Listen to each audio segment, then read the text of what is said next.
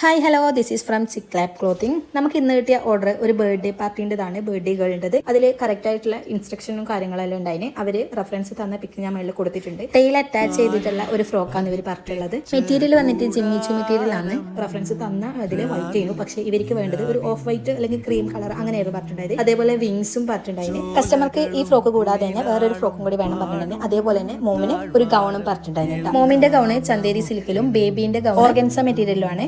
customer അയച്ചു തന്ന outfit